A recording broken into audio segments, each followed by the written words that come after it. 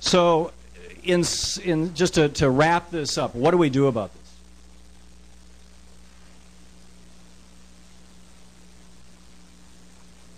James Madison really struggled with this issue of how do you ensure that in this new form of government, I mean, they were inventing something on the fly. The Iroquois had done a pretty good job of it, but you know, they borrowed good chunks from the Iroquois, but really they were basing it on or to a large extent they were basing it on the Greek model of democracy. But the Greek democracy was a raw democracy, pure democracy. It took 6,001 people showing up to vote on something, you know.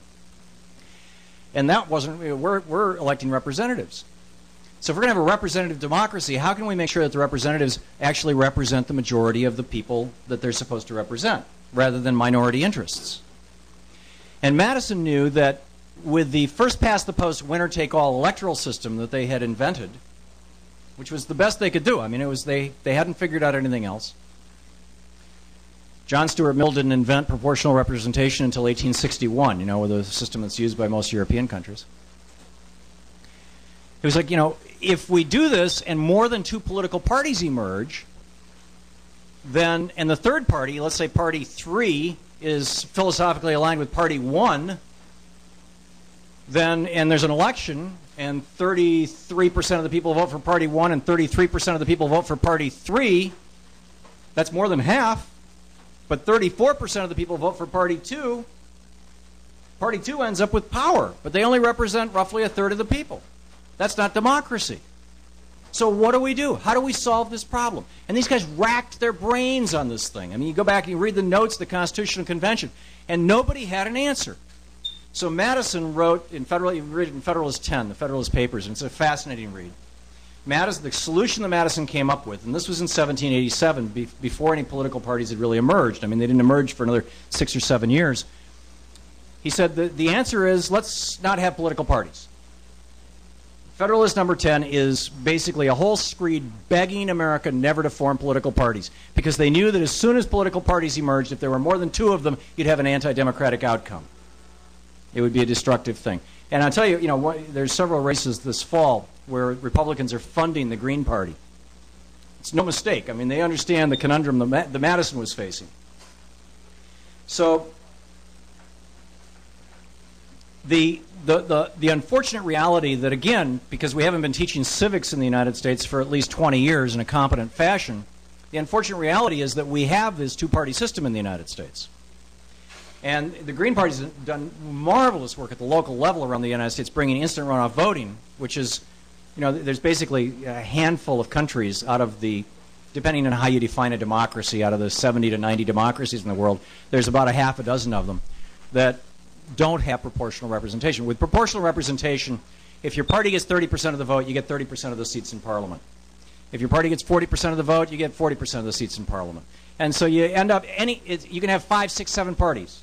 You know, so in the 2000 election, I remember Ralph Nader running around and rhetorically asking, you know, if Israel can have 5 parties, if France can have 5 parties, if Germany can have 7 parties, why can't we have 3 parties? Well, you know, read James Madison. I mean, the answer is pretty simple.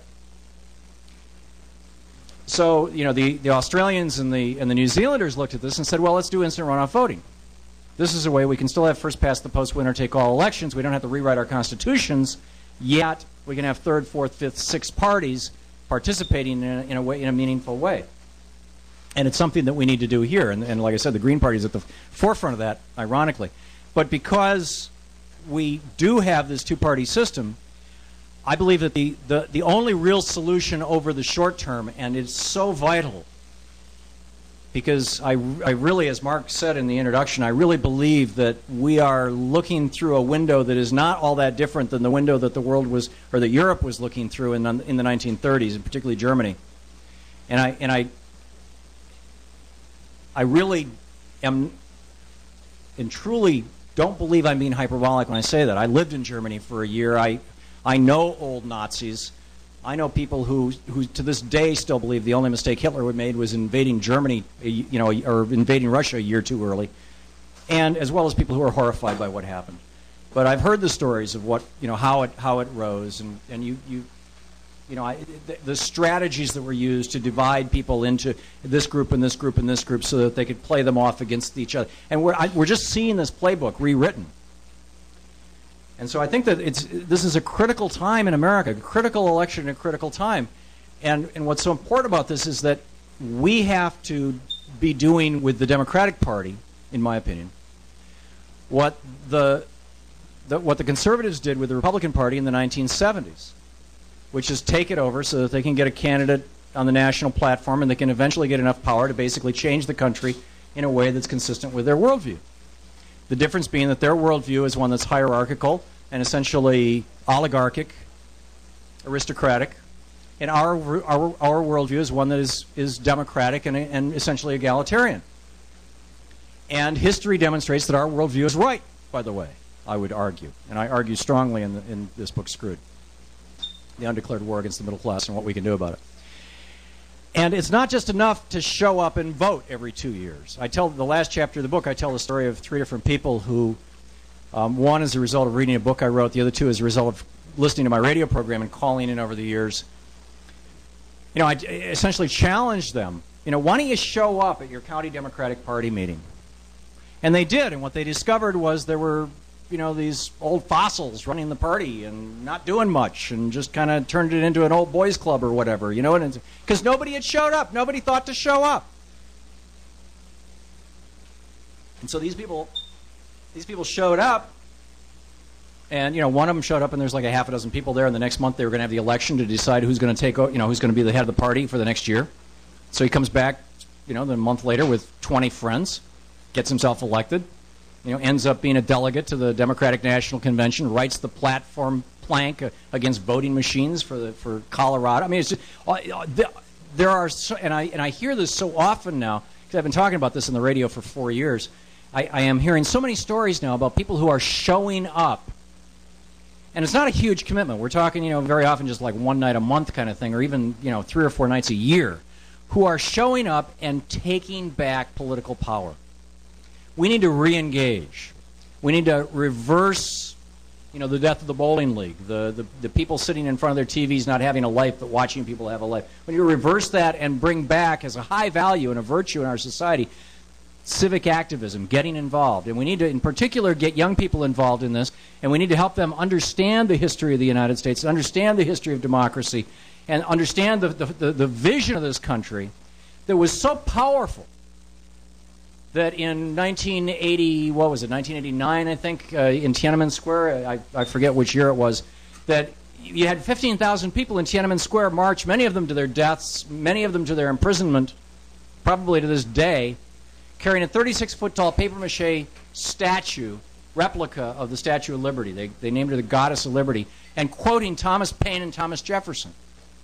I mean, that's the power of this meme that we've held up to the world. And for 26 years, we have been undoing it, systematically undoing it. Starting out with Reagan's favorite punchline, the joke he told at virtually every speech he gave for 8 years. I've always thought that the 9 most frightening words in the English language were, I'm from the government and I'm here to help. And then everybody goes, ha, ha, ha, ha. Well, tell that to the people in Louisiana. There is a role for government. And that role for government has to be one that we, the people, are carefully and narrowly circumscribing, where we're saying, yes, cover Social Security, yes, cover our health care, no, don't listen in on our phone calls, thank you very much, unless you can prove to a judge that there's some basis for that. Let's go back to the core constitutional values on which this country is founded, the core egalitarian values of this country, the core small d democratic values of this country, and let's take back the Democratic Party at the local level, all across the United States, so that we can return and revitalize democracy in America. Thank you.